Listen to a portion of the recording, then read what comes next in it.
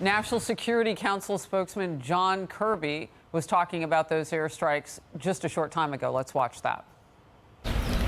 Well, these strikes were very much done in self-defense. As you know, our forces and facilities had come under a range of attacks, rocket attacks, largely by these proxy groups, but that are backed by Iran in Iraq and in Syria.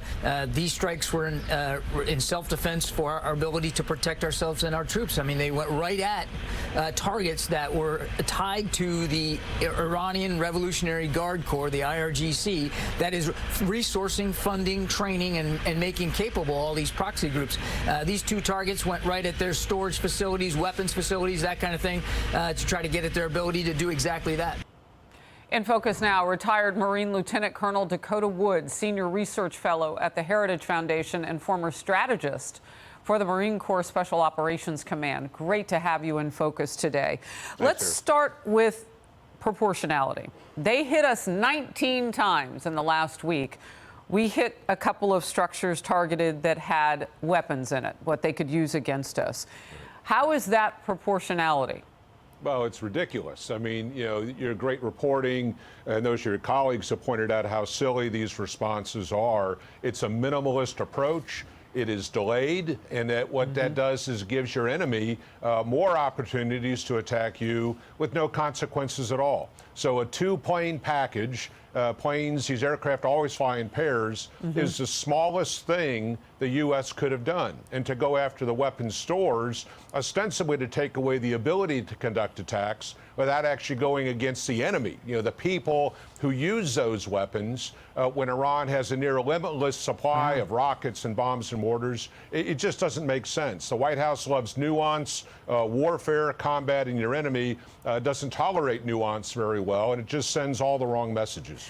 You know how they could hit Iran in terms of what they can supply to these groups, these terror groups.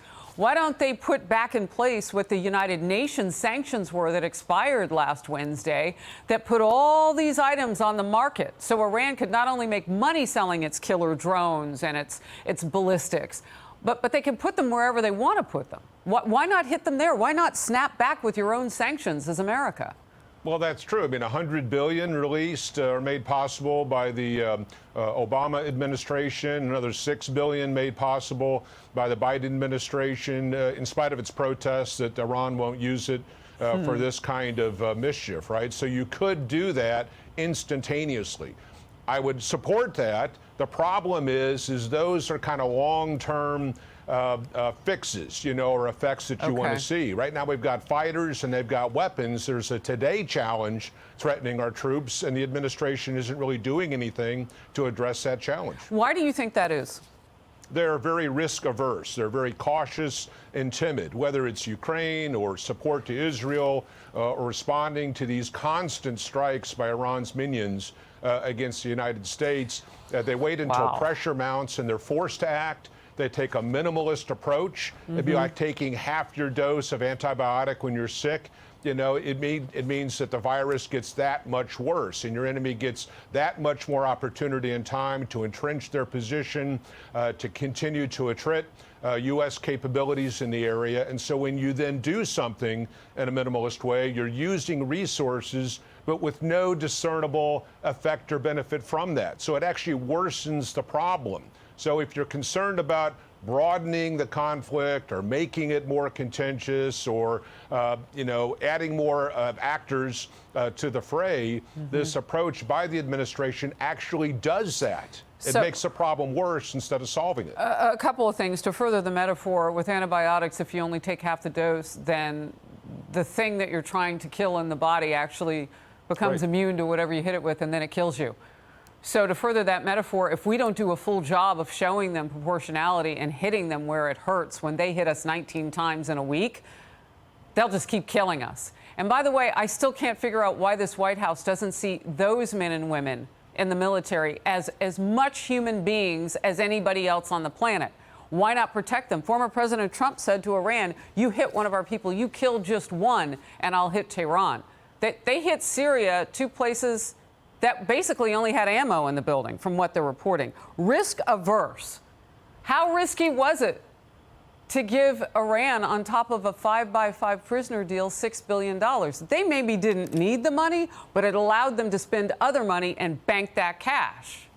Well, that's it. I mean, a lot of people have talked about this, the fungibility of funding. So if I give you $1 to buy an orange, it means that you don't have to use your own dollar to buy that. That's right. And you can use that dollar to buy a bullet or something along those lines. So it's an absolutely ridiculous argument made by the administration. The same kind of ridiculousness that goes along with the U.S. saying, look, the strike in Syria to protect U.S. forces has nothing to do with the Israeli conflict.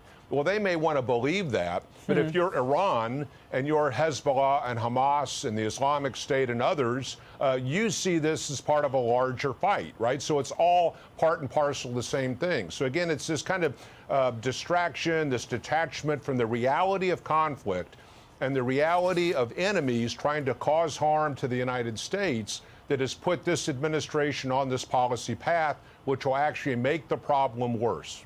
Real quickly, Colonel Wood, and I had told the audience previously, say it again, former strategist for the Marine Corps Special Ops Command. What should we be doing? What's the special operations that we should be carrying out right now? Well, you've indicated some of these things, going after not just the weapons stores, but all the logistical supply lines that previous guests have talked about, going after the actual fighters, the terrorists themselves, much like Israel is doing against Hamas.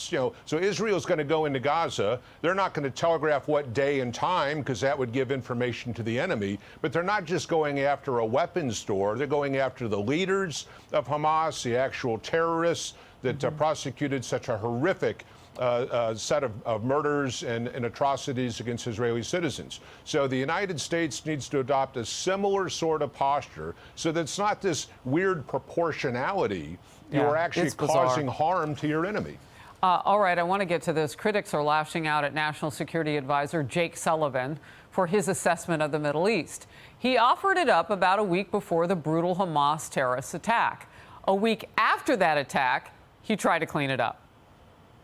The Middle East region is quieter today than it has been in 2 decades. Why was your assessment there so far off the mark? I made those comments in the context of developments in the wider Middle East region over the last few years. The sentence before what you just played, I said, in fact, that this was for now and that it could all change. At no point did the Biden administration take its eye off the ball of the threats to Israel. And so his words were really only good for, what, 72 hours? Anyway, yeah. Sullivan wrote an essay for the magazine Foreign Policy that included his initial assertion on the quietness of the Middle East. Now that portion has been scrubbed from the online version. Some scathing reaction. One headline, the stealth edits that prove Biden's Middle East failure. And an excerpt from a New York Post columnist.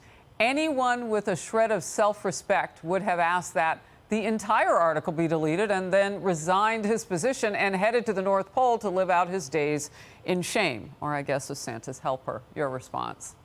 Well, I feel really good right now, but when I step out of the building and cross the street, don't I have to be aware of cross traffic that I might get run over? Yes. So the administration's responsibility, their obligation, is the safety and security and economic vitality of this country. So they can't just decide that everything looks great today and that at some point in some mystical future, things might not be so good. They have to plan for worst case and then behave in a way and act in a way that actually deters bad behavior by our enemies, that ensures we have the capabilities in place to respond to these, surprise situations, like an invasion of a neighboring country or the murder of innocents at a music festival, right? I mean, this is their job to do this. So to kind of Pollyannish, wave your hand and say, hey, everything's looking good in the Middle East, again, is a detachment from the reality of the complexity and the violence that characterizes much of the Middle East, and they should always be thinking about how to secure U.S. interests, and they just fail to do that.